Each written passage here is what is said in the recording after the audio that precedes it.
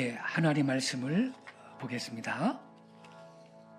사도행전 20장 17절부터 28절까지 보겠습니다. 사도행전 20장 17절부터 28절까지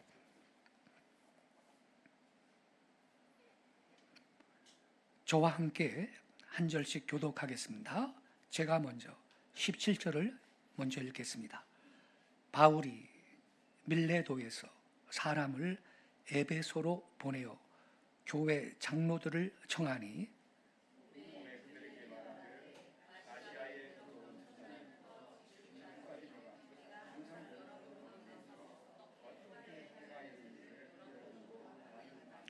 곧 모든 겸손과 눈물이며 유대인의 관계로 말미암아 당한 시험을 참고 주를 섬긴 것과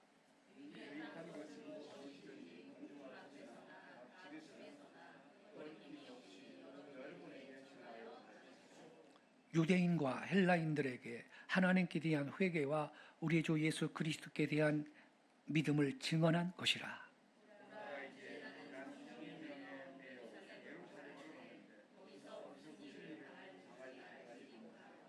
오직 성령이 각 성에서 내게 증언하여 결박과 환난이 나를 기다린다 하시나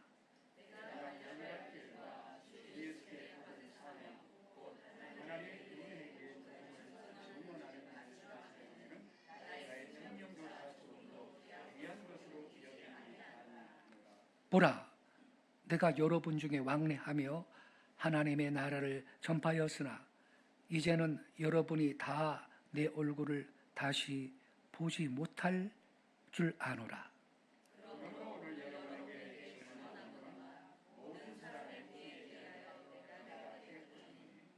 이는 내가 꺼리지 않고 하나님의 뜻을 다 여러분에게 전하였습니다.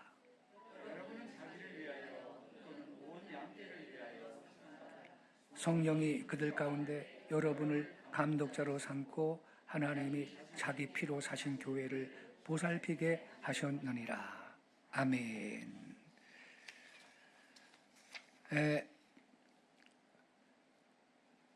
내일이 추석이죠. 근데 성경적으로는 초막절입니다. 내일이. 출애굽한 이스라엘 백성이 40년간 광야 생활을 했죠. 가나안 땅 들어갈 때까지.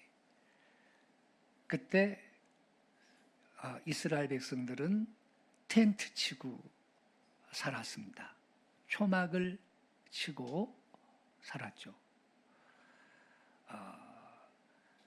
그러한 생활을 기념하면서 또 각종 과일들을 생산하여서 하나님께 감사를 드리는 절기입니다.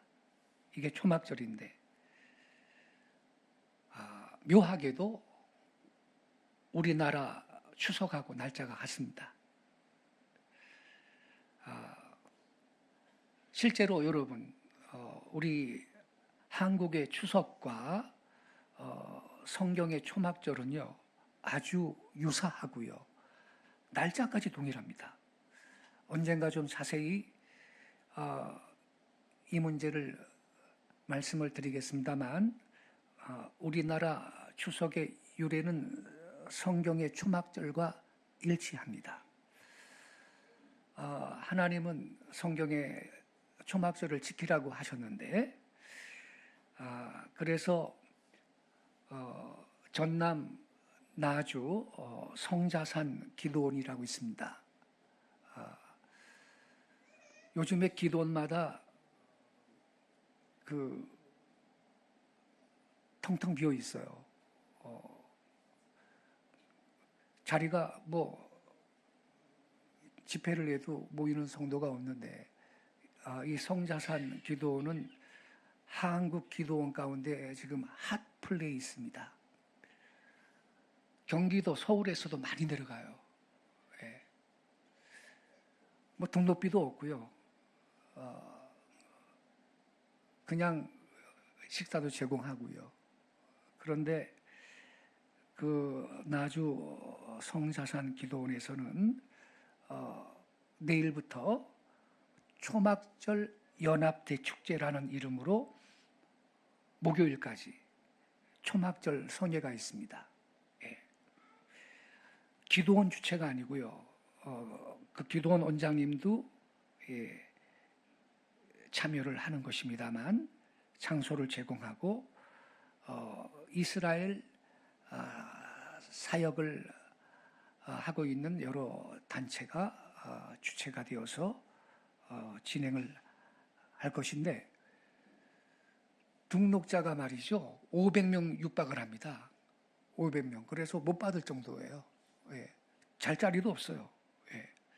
예. 저는 이튿날 화요일 오후에 말씀을 전합니다. 예. 큰 은혜의 시간이 되도록 기도해 주시기를 부탁을 드리겠습니다.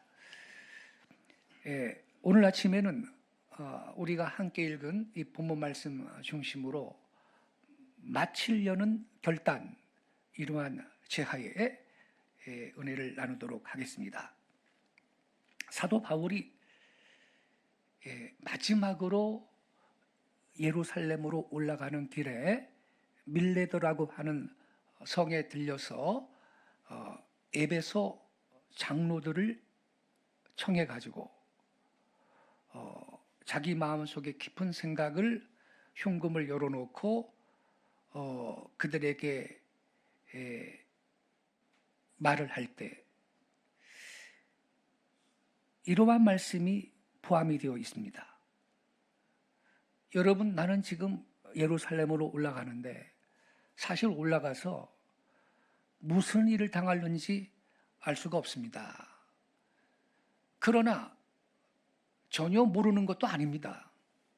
성령님이 나에게 말씀해 주시는 것은 각 성에서 환난과 결박이 나를 기다린다라고 말씀하셨습니다. 그렇지만 나의 달려갈 길과 주 예수께 받은 사명, 그 사명을 마치기 위해서는 내 생명을 조금도 귀하게 여기지 않습니다.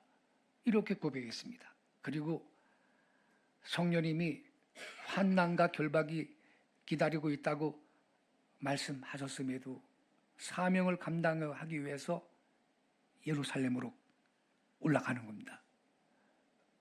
말씀을 전하기 위해서. 여기에서 바울의 신앙생활의 일면을 우리가 확인할 수 있습니다. 그는 달려갈 길을 분명히 봤습니다. 자기가 받은 바 사명을 분명히 알았습니다. 그리고 그는 이 달려갈 길을 마치고 자기의 받은 바 사명을 완수하기 위해서는 자기의 생명을 조금도 귀히 여기지 않고 생명 바쳐 그 사명을 마치고자 하는 결단을 지금 가지고 있는 것입니다. 여러 해 후에 바울이 로마의 감옥에서 곧 순교할 날이 다가왔음을 예감하면서 자기의 사랑하는 제자 디모데한테 최후로 편지를 쓸 때에 디모데후서 4장 7절에 이런 말씀이 기록되어 있습니다. 내가 선한 싸움을 싸우고 나의 달려갈 길을 마치고 믿음을 지켰으니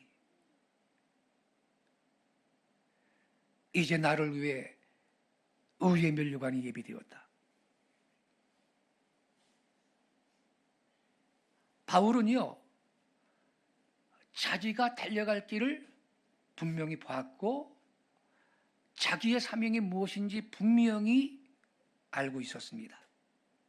그리고 이 달려갈 길을 마치려는 그 결단을 갖고 일생을 운동장에서 경주하는 사람처럼 그렇게 살았던 것입니다. 그리고 실제로 바울은 달려갈 길을 마쳤습니다. 사명을 완수하고 순교의 제물이 되어 세상을 떠났습니다. 이게 위대한 신앙생활의 모본이며 모습입니다. 주 예수님을 구주로 믿고 신앙의 길에 나선 사람은 자기의 달려갈 길과 사명을 분명히 알고 믿음 생활을 해야 하는 겁니다. 목표가 분명해야 해요. 그 다음엔 그 달려갈 길을 다 마치려고 하는 완수하려고 하는 그 견고한 결단, 결심, 그리고 실천이 따라줘야 할 것입니다. 이러한 사람만이 달려갈 길을 다 갈 수가 있습니다. 이건 여러분 사도 바울의 생활이었습니다만 우리의 믿음의 주요 믿음의 창시자이신 예수님의 생활이기도 했습니다. 요한복음 4장 34절에 예수님께서 제자들한테 이렇게 말씀하셨죠. 우리 주님께서 수가성 야곱의 우물가에서 사마리아 여인한테 전도하실 때 제자들이 먹을 걸 갖고 준비해 가지고 시장하실 터이니 주님 잡수세요 이렇게 권면하니까 주님께서 뭐라 그랬습니까? 나는 내가 먹을 양식이 따로 있다. 계속해서 이르시기를 나의 양식은 나를 보내신 이의 뜻을 행하며 그의 일을 온전히 이루는 이것이니라. 그의 일을 온전히 이룬다. 이 말이 원어에는 마친다 하는 그런 뜻입니다. 나의 양식은 나를 보내신 하나님의 뜻을 이 땅에서 행하고 나를 보내사 나로 하여금 하게 하신 그 일을 아버지 일을 온전히 마치는 거다. 그게 내 양식이다. 양식은 매일 먹어야 되는 것과 같이 나는 아버지 일을 하는 것이 나의 양식이다. 이렇게 말씀하십니다. 여러분 우리도 이렇게 높은 차원의 양식을 먹으면서 살아야 되겠습니다. 우리가 가끔 뭐 쉽게 이런 말 하죠. 왜 이랍니까? 먹고 살라고요. 먹고 살라고. 근데 그게 나쁜 게 아니에요. 먹고 살아야죠. 굶어 죽어야 됩니까? 먹고 살아야 됩니다. 그런데 단지 그냥 육신의 양식으로 먹고 살려고 아침부터 늦게까지 그렇게만 살아간다면 우린 너무 비참한 거예요, 인생이. 그렇지 않을까요, 여러분? 먹고 사는 거야, 뭐 돼지나 개는 뭐 먹고 안 삽니까? 우리는 주 예수님처럼 우리의 양식이 그저 육신의 양식이 아니라 이렇게 나를 보내사 나로 하여금 주님께서 위탁하신 그 일, 그리고 하나님의 뜻을 이 땅에서 행하는 그 일, 아버지의 일을 마치는 그 일, 그게 우리의 양식이 되어야 할 줄로 믿습니다.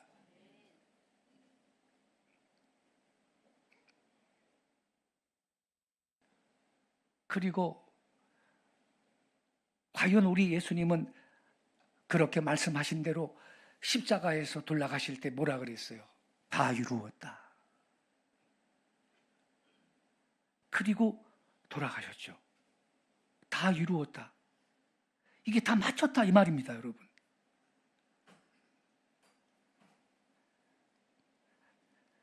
주 예수님은 이 세상에 오실 때 온전히 하나님의 뜻을 행하기 위해서 오셨습니다.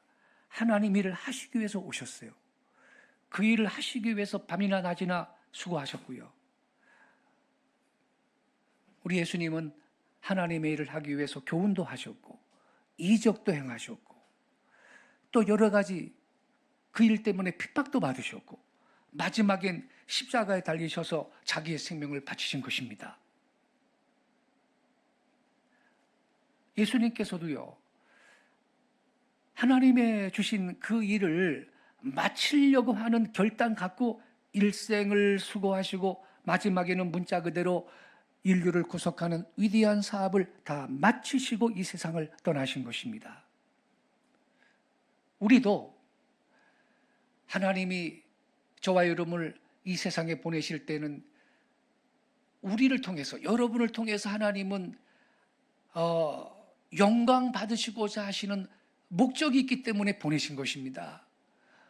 우리들은 그저 우연히 세상에 태어나서 우연히 살다가 우연히 사라지는 존재가 아니고, 저와 여러분은 하나님께서 창세전에 계획하셨고 우리의 삶을 향한 목적이 있으며 우리를 통해서 하나님이 하시고자 하는 일이 있기 때문에 이 땅에 우리를 보내신 걸 우리는 자각해야 되고, 그 사명을 발견해서 바울처럼 주 예수님처럼 그 하나님의 일을 다 마칠 수 있는 생애를 사실 수 있기를 축원합니다.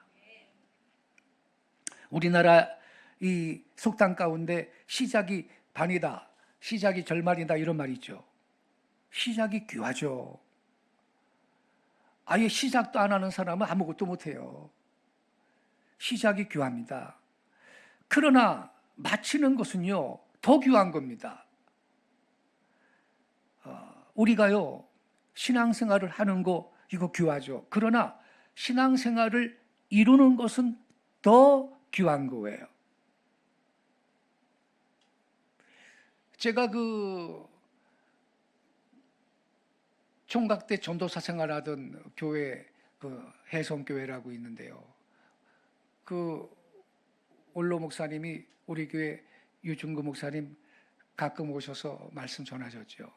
제가 전도사 생활하던 그 교회에 어떤 일이 있었냐면요, 그 동네에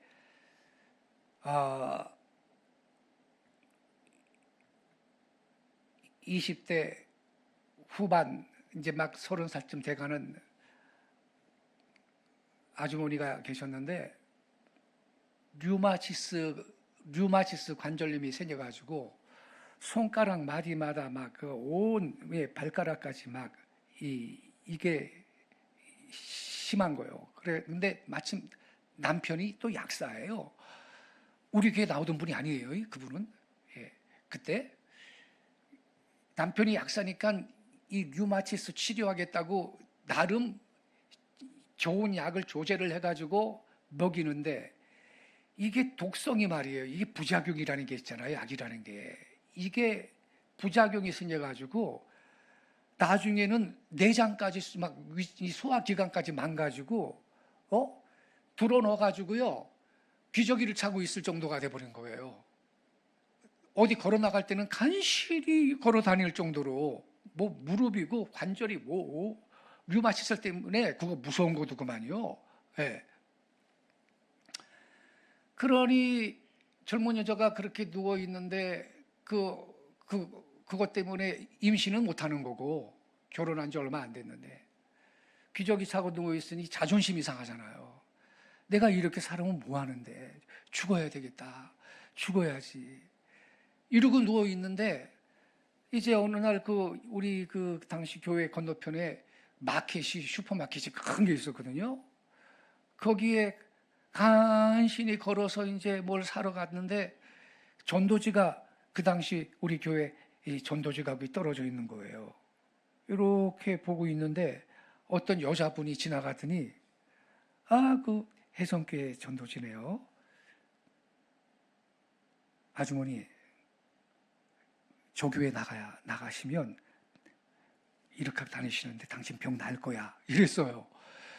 그런데 그분은 당시 우리 교회를 나오던 분이 아닌데도 어떻게 그런 말을 한 거예요. 아주머니, 그 전도지에 있는 그 교회 나가면 병이 날 거야, 그 교회 가세요, 이렇게 말을 한 척 뚝 던져버린 거예요. 그러니까 이 사람은 지금 죽고 싶은데 아주 살 길이 막연한데 말이에요.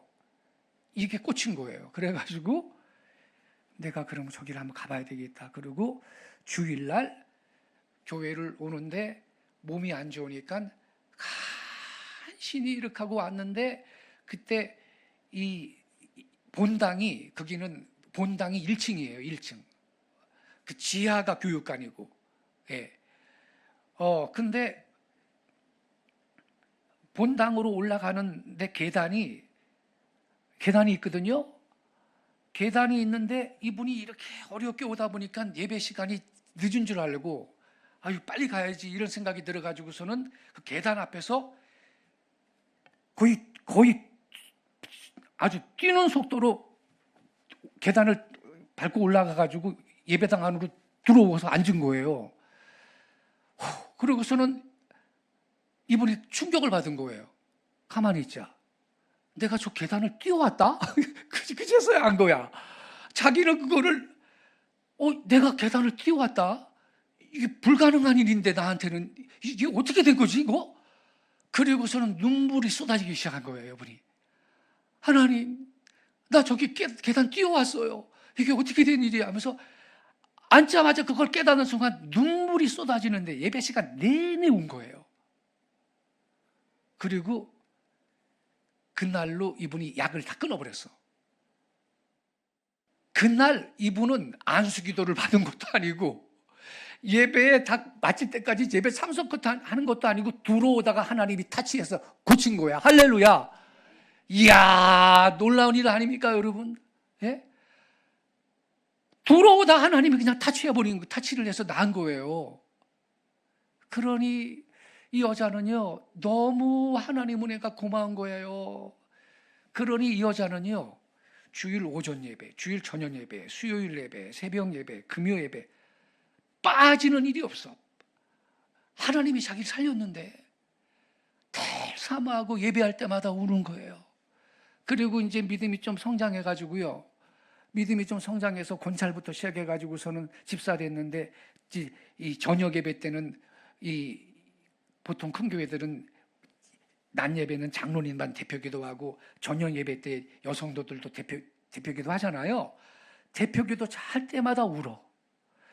이분은 체험이 있으니까 그 은혜, 주님의 은혜가 너무 고마우니까 대표기도 할 때마다 울어. 그러니까 이분이 대표기도 할 때 성도들이 다 은혜를 받아. 목사님 설교보다 이분이 기도할 때 이미 은혜가 넘쳐 그냥. 그리고요 토요일마다 당번 정해가지고선 구역 정해가지고 예배당 청소하거든요. 그러면 자기 당번 아니면 안 가도 되잖아요. 근데 이분은 당번이고 상관없어. 토요일마다 가는 거야 청소하러. 자기 조도 아닌데 체험했으니까.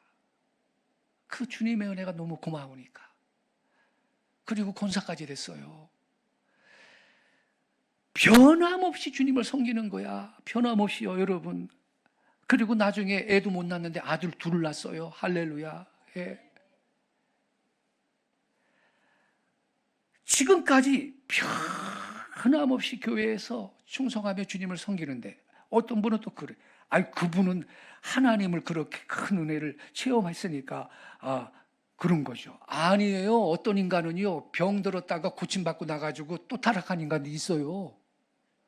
그래서 병이 도진 인간도 있다고요. 여러분, 우리가요 신앙생활을 시작하는 게 기회예요.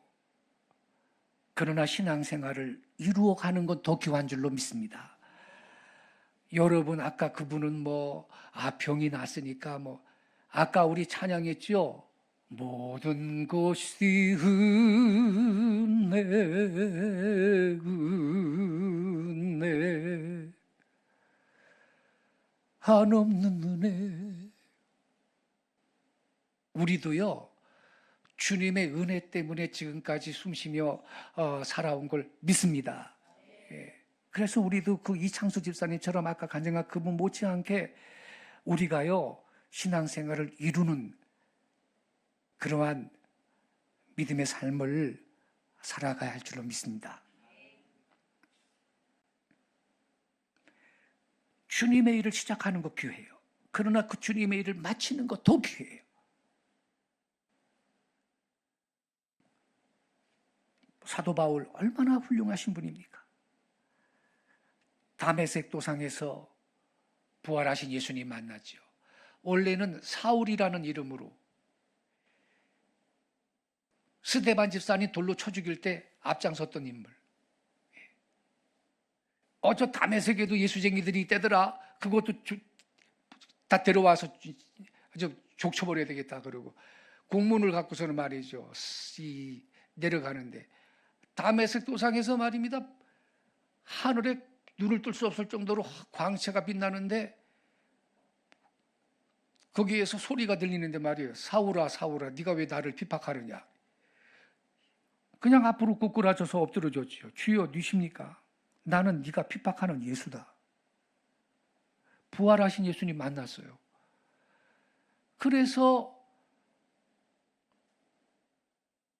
이 사울이 다메섹에 가긴 갔는데 그게 아나니아라는 예수님의 제자가 있었는데 하나님이 미리 일러주셨죠. 저 사울이라는 청년이 오면 올 거다. 저 예수 믿는 사람 제자들을 핍박하는 사람이라고 봐도 돼요. 아니다. 그는 내가 택한 그릇이다. 마침 온 거예요, 사울이. 그래서 아나니아가 기도를 해줬더니 그때 밝은 광채를 보고선 눈이 멀었거든요. 눈에서 비닐 같은 게 벗겨지면서 눈을 뜨게 되고 아나니아한테 예수님에 대해서 어떤 분인지 기본적인 교리를 들었겠지. 그리고서는 곧장 여러분 사도된 게 아니에요. 성경에 보니까 아라비아 광야에 들어가서 3년을 가만히 모든 걸 끊고 기도하고 보냅니다. 그리고 제자들을 만나러 나왔고 사도로서 사역을 시작한 거예요. 그 다음에는 뒤돌아보지 않았어요. 순교의 제물이 될 때까지 온갖 핍박과 환난을 다 겪으면서도 주 예수의 증인으로서 생애를 달려갔던 것입니다. 우리도 주의 일을 시작하는 게 귀합니다. 그러나 우리는 주님의 일을 마치는 게 더 귀한 줄 알고, 신앙생활은 마치 경주자들이 운동장에서 달리는 것과 같은 건데, 이 경주자는 마지막 모든 코스를 다 다른질 내서 그 경주를 마쳐야 하지요. 우리도 그렇게 풀 코스를 마쳐야 할 줄로 믿습니다. 근데 애석하게도요, 중간에 낙오하는 사람이 가끔 있죠. 끝까지 코스를 마치는 사람이 많지 않은 것 같아요.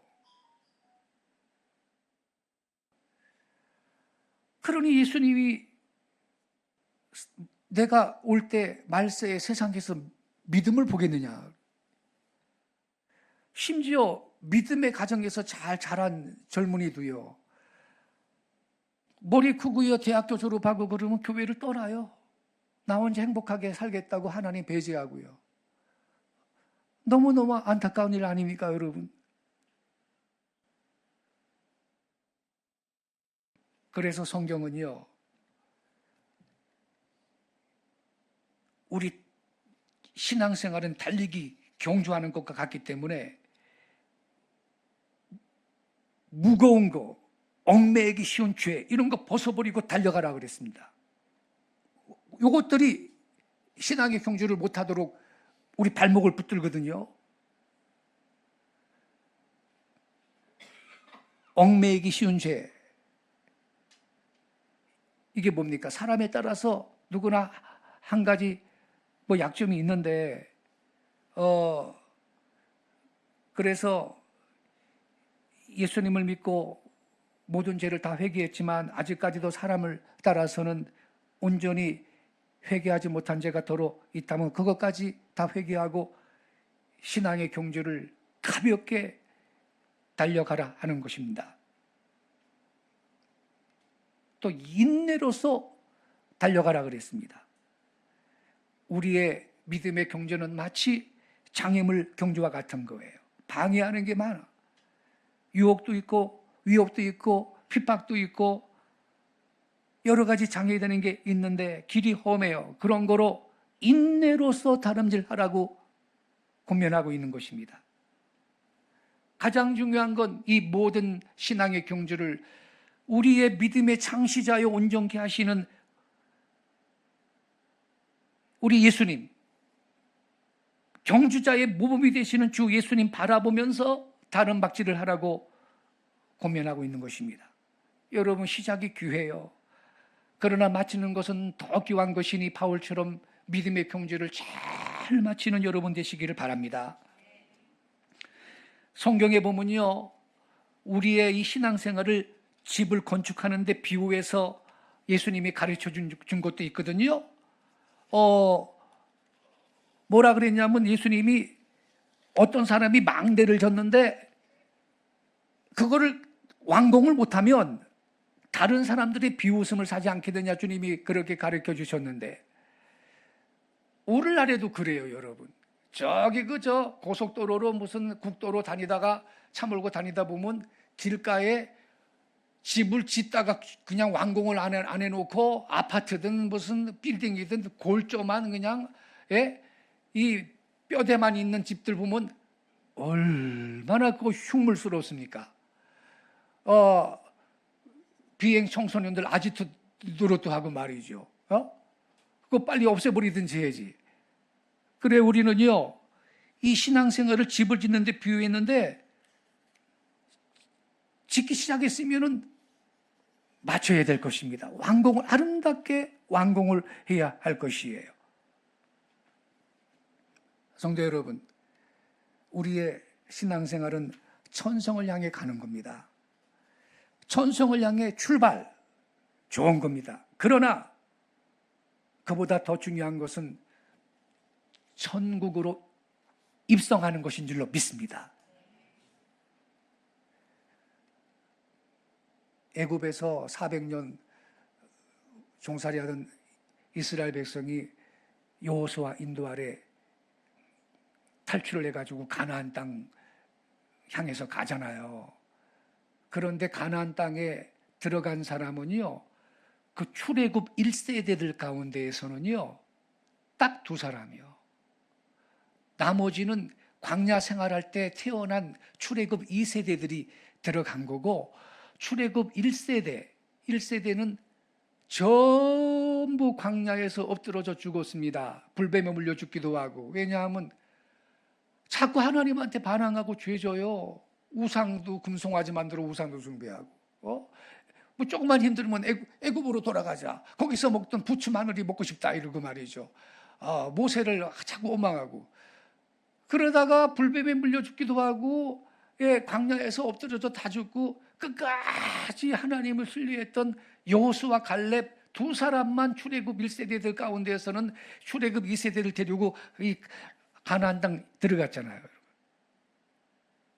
그래서 여러분, 가나안 땅을 향해 떠나는 것이 귀하지만 그보다 더 귀한 게 뭐예요? 가나안 땅에 온전히 들어가는 것인 줄로 믿습니다. 우리가 천성을 향해 출발하는 게 귀한 일입니다. 내가 믿음 생활해야 되겠다. 한 번뿐인 인생, 그거 꿈같이 지나갈 겁니다. 우리 영원한 나라를 사모하면서 믿음 생활을 해야 되는 겁니다. 여기는 나그네와 행인같이, 나그네가 여러분 이 여관에 잠깐 이 하루 묵었다가 체크아웃하고 갈 곳으로 가는 것처럼 이 세상은 그런 곳인데, 그래서 우리는 여러분 천성을 향해서 출발하는 게 좋습니다. 믿음 생활을 시작하는 게 좋은데 완성할 수 있는 여러분 되시기를 축원합니다.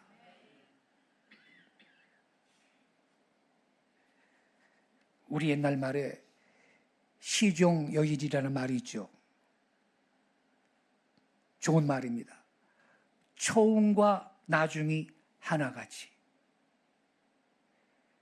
그렇게 예수 그리스도를 믿어야 할 것입니다. 시종요일. 오늘 아침에 초막절 전날입니다. 신앙적으로는. 초막절이 뭐라 그랬죠? 우리나라 추석도 내역이 같습니다. 추수한 걸 감사하는 절기예요. 오곡백과가 풍성한 이 계절. 이게 다 주의 은혜가 아니고 뭐겠습니까? 그래서 내 삶에 베푸신 주님의 은혜를 다시 한번 묵상하면서, 주여 내가 시정 여일 한결같이 주신 사명 감당하며 믿음의 경주를 완수하고 하나님 앞에 영광 드리는 나의 남은 생애가 되게 해 주옵소서. 결단하는 복된 시간 되시기를 축원합니다. 우리 예배팀 앞으로 좀 나와주시기 바랍니다.